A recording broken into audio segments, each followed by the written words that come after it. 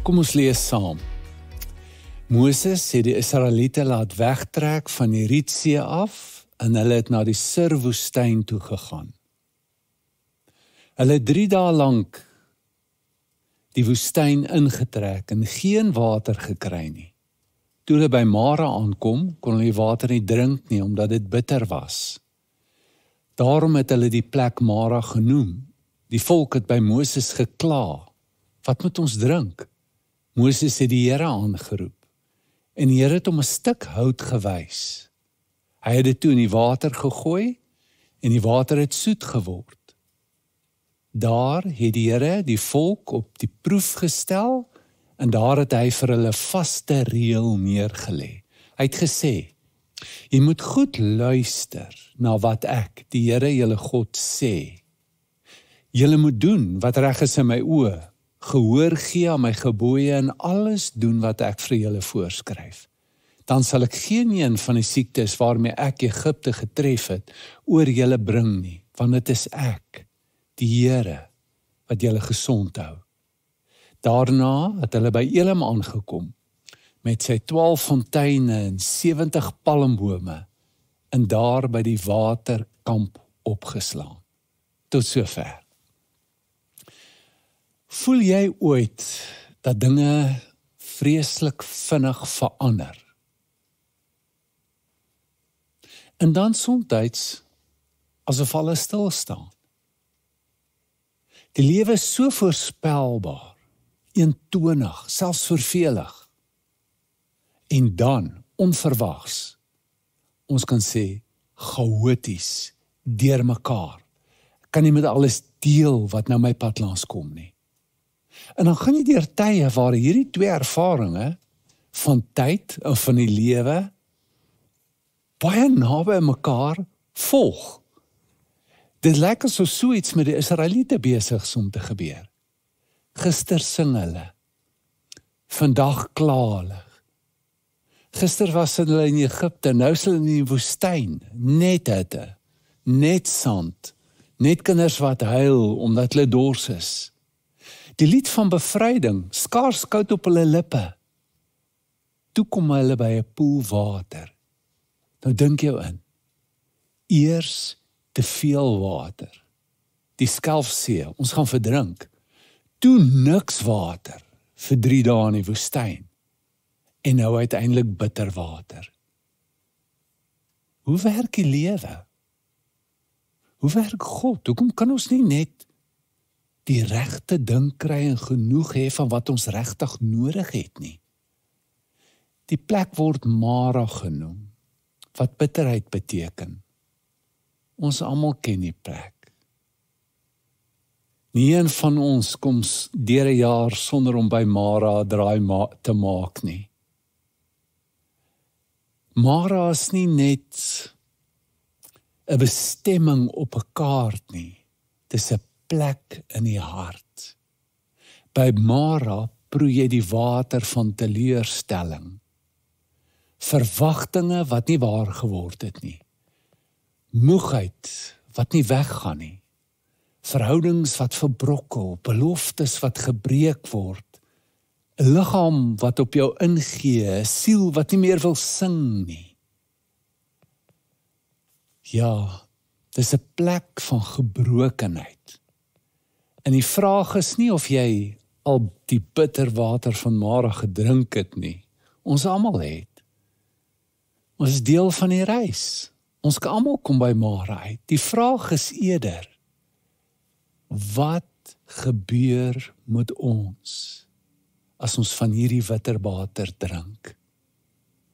En dan, wat doen die Here met hierdie bitter water? Mara word 'n plek van ontmoeting.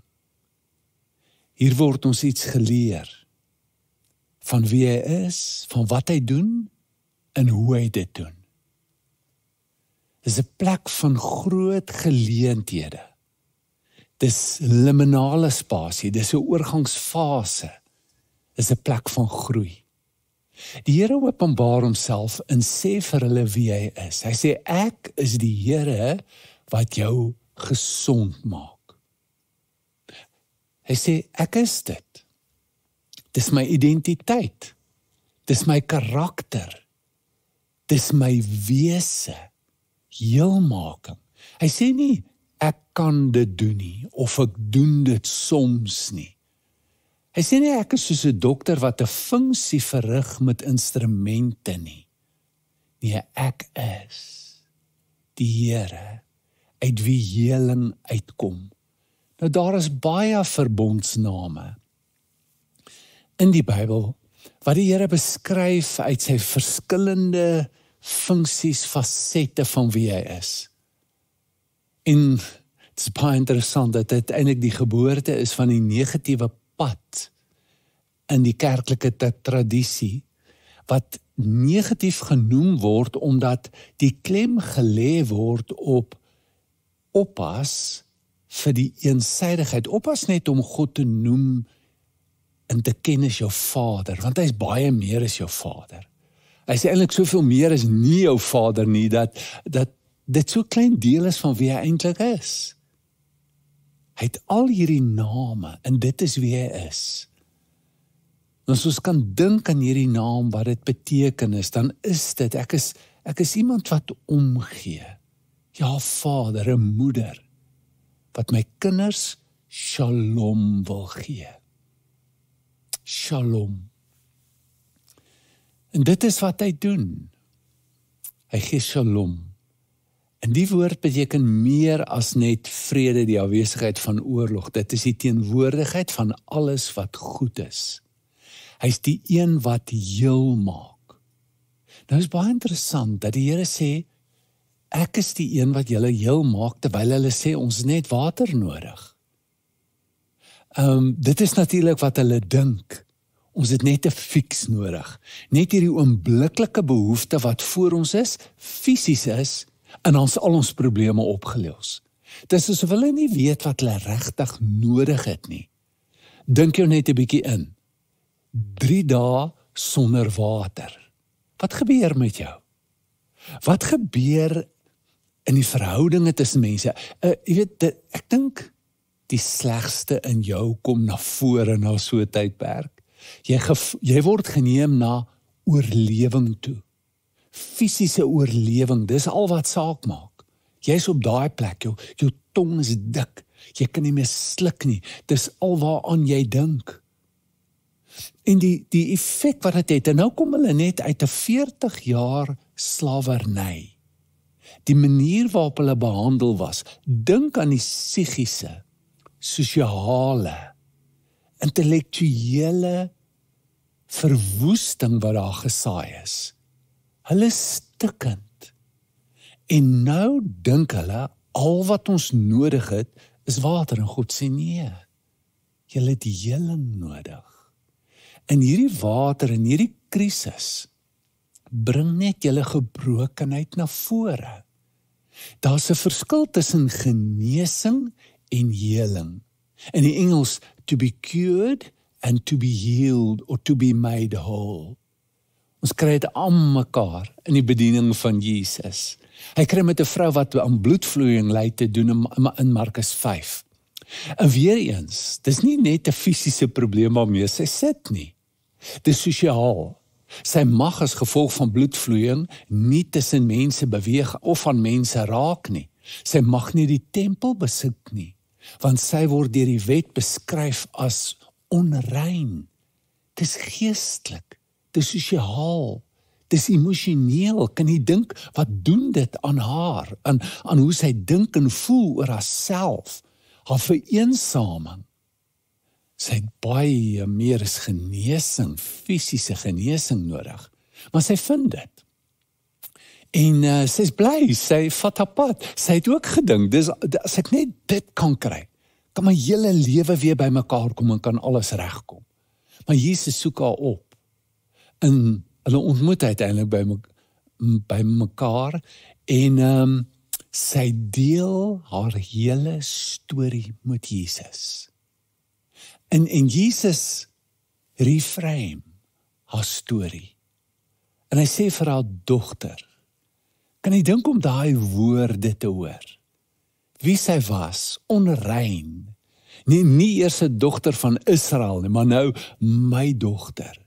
Nou is jy gezoutso. Jy's geïadai, jy's genees van jou bloedvloeiing. Maar nou word jy heel gemaak as mens. En hy sê van gaan leef in Shalom. Gaan leef op 'n manier wat die vrede in jou lewe bevorder en bring.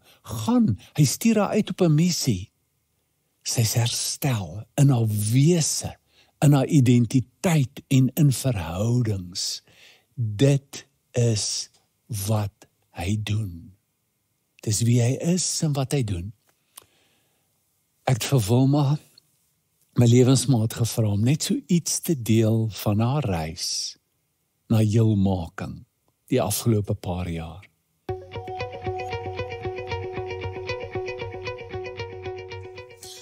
Ek word laas jaar vroeg Januarie wakker en ek besef ek's 'n Mara. Ek was al baie daar gewees en ek kan nie verstaan hoekom het ek so lank in Mara gebly nie. Dis 'n plek van ongemak, 'n plek wat vele vorms kan aanneem.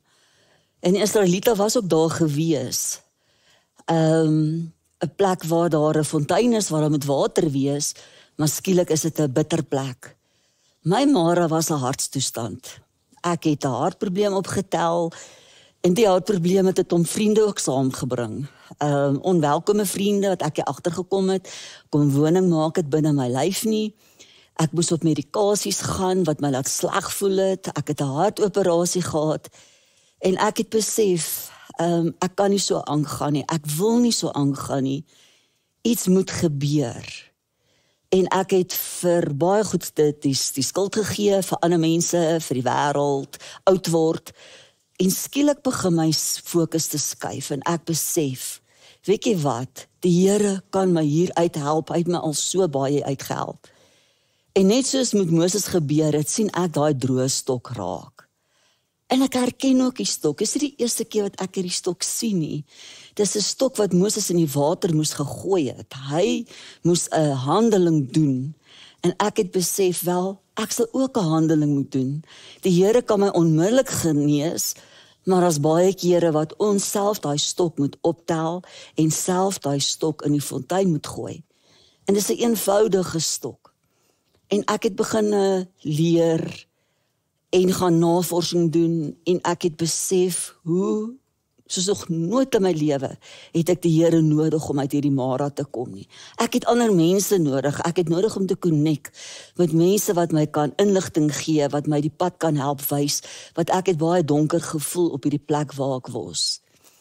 En van die goeters wat ek moes aanspreek en wat die stok vir my gewys het, is baie eenvoudige goed. Wat ek in my mond sit, hoe baie beweeg ek, slaap ek genoeg, en baie ander gewoontes wat ek ook moet ontleer, om plek te maak vir nuwe goeie gewoontes. Om heel te word, lyk heeltemal anderster vir elke persoon. Jy kan nie jou lewe en jou Mara met iemand anderster vergelyk nie. Maar dis hoe myne vir my was. En ek wonder vanoggend as jy na jou eie lewe kyk, en in eerlikheid na jou lewe kyk, is jou Mara 'n plek van seer, of 'n plek van intense verwerping deur mense wat jy gedink het jou liefhet, 'n bitterheid wat 'n wortel kom skiet het binne in jou, rarige siektes, teleurstelling van mense wat goed beloof het en omgedraai het, of leuns wat 'n groot impak op jou lewe het. Miskien is dit vanoggend goed om bietjie eerlik met jouself te wees en te kyk waarom kruip jy weg vir daai stok wat die Here vir jou wil wys in groot liefde en in groot genade om 'n impak te kan maak op hierdie Mara waarin jy jouself bevind. En dan kan jy aangaan na Elim toe. Daai wonderlike plek wat 12 fonteine het en 70 palmbome. En die Here is elke sekonde van ons lewe in ons en om ons. En kom ons bid saam. Ek wil graag vanoggend vir ons bid. Here, help ons om na U toe te draai in ons tye wat ons voel, ons is op 'n bitter plek, die water is bitter. Almal om ons is ongelukkig, verwyte is om ons, dat ons oë na U toe sal draai, nie na omstandighede nie ons voel nie wat ander mense vir ons sê of van ons sê nie, maar met oë na U toe te kyk, as die een wat vir ons sal wys, watter stok ons nodig het om te kan slaan, sodat daai Mara weer wonderlike soetwater kan bring, en laat ons verder kan gaan in ons lewe, met die nuwe lesse wat ons geleer het, maar die nuwe lewe wat U vir ons gegee het. Ek bid vir elke persoon wat op hierdie oomblik sit en luister. Elke persoon bewus sal word van U wonderlike genade en U wonderlike genesende krag wat U oor ons wil uitstort. In die naam van Jesus Christus, ons heelmaker. Amen. In die laaste plek, hy sê wie hy is, wat hy doen en hoe hy dit doen. En hy doen dit primêr deur, ons kan sê een van die invalshoeke, verhouding. Martin Buber het gesê, ons leef in 'n paar verhoudings, 'n ek-u, 'n ek-jy en 'n ek-dit verhouding en 'n ek-ek. Hy sê in God se begeerte is, dat daar harmonie sal wees. En die beste woord vir hierdie harmonie is vrede, is liefde in al hierdie verhoudings waarin ons leef. En is natuurlik die groot gebod van God. En dit is wat hy ook vir hulle sê, dat luister na my stem, doen wat ek sê. En as jy die kern van die wet sê, dan is die wet, jy moet die Here jou God lief hê, leef in daai verhouding met God, daai liefdesverhouding.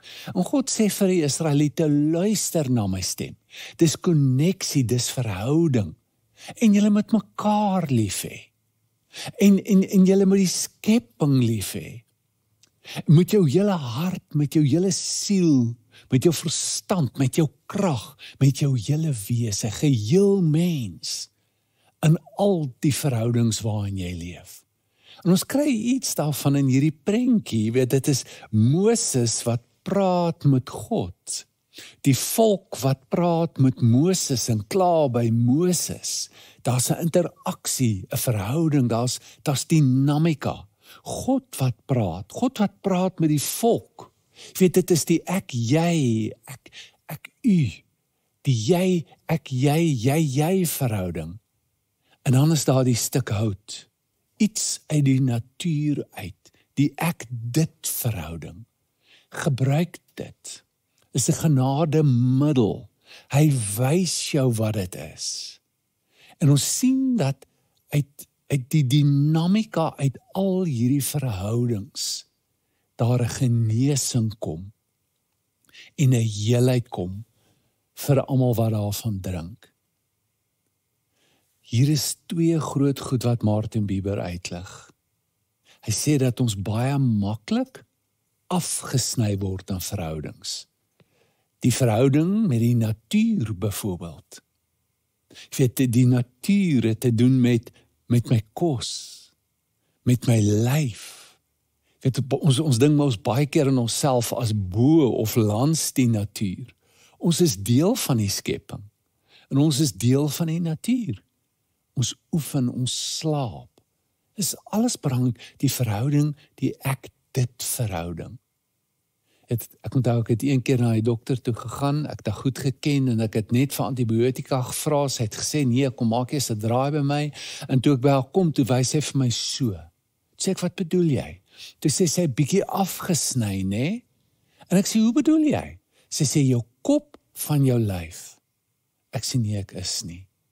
Ek is 'n langafstand atleet, en jy weet, as jy hier by 6, 7, 8 ure op die pad is, dan is jy so in kontak met jou lyf, en jy weet presies wat jou lyf nodig het, en sy lag net vir my, en weet jy, daai hele dag wil ek al bel en vir haar sê, sy is verkeerd. Tot daai aand, wat ek skielik besef, ja, ek is in kontak, maar ek ignoreer my liggaam. Ek's hard op my liggaam. Ek het nie my liggaam bevriend nie. Ek luister nie wat my liggaam vir my sê ek nodig het nie. Ek dink ek weet, ek sê vir hom. En ek word uitgenooi na 'n ander soort konneksie, verhouding met my liggaam. Weet, in jou emosies Jou verhouding met jou emosies, is alles deel met jouself, jou verhouding met ander mense. Maak jou siek. Jesus sê in Matteus 18, vertel hy die gelykenis van bitterheid en hy sê, jy sal oorgegee word aan die pynigers. As jy nie kan vergewe, kan laat gaan, kan afskryf nie, het dit 'n fisiese effek op jou lewe. Ons kan onderskei, maar ons kan nie skei nie. Bieber het hierdie groot probleem met ons kultuur, dat ons die ek-dit verhouding primêr maak. Ons verander mense, jy in 'n objek. Ek's net bevriend by hulle, omdat ek iets by hulle nodig het en wat ek by hulle kan kry. Dit werk selfs in huwelike. Huwelike kom op 'n einde. As 'n paartjie saam huil en sê, ons kan nie mekaar se behoeftes meer vervul nie. En ons is nou jammer, ons het mekaar nie meer lief nie, ons moet uit mekaar uitgaan. Dit is om iemand net te hanteer as 'n dit. En Bieber sê, dat God kan ontmoet word in alles wat jy ontmoet. Die jy, die jy kan 'n u word. Die dit kan 'n u word soos Moses met die bos wat brand. En hy sê, when the you becomes a thou, the eternal clock starts ticking. Hy sê, dan proe jy lewe in sy diepste, in sy volheid. En dit bevorder genesing en heelheid in jou lyf, en in jou hele lewe, in jou siege. Elke reis vat jou na Mara toe. Daar kan dit 'n plek word van konneksie, verbinding, met die natuur, met ander, met hom, met jouself. En kan jou vat na Elim toe, 'n prentjie van palmbome en wonderlike fonteine met skoon water. Kom ons bid saam. Hemelse Vader, ons dankie vir die lewe wat U vir ons gee. En dankie vir die woord wat 'n lig is vir ons pad. Help ons, lei ons. Maak ons oë oop om te kan sien, ons ore om te kan hoor wat U vir ons sê van onsself, van die lewe, van U. Help ons om in 'n realiteit te lewe, net in soos dinge regtig is. Ons vra dit in die naam van Jesus. Amen. Ontvang die seën van die Here. Mag die genade van die Here Jesus, die liefde van God en die gemeenskap van die Gees met elkeen van julle wesen bly. Amen.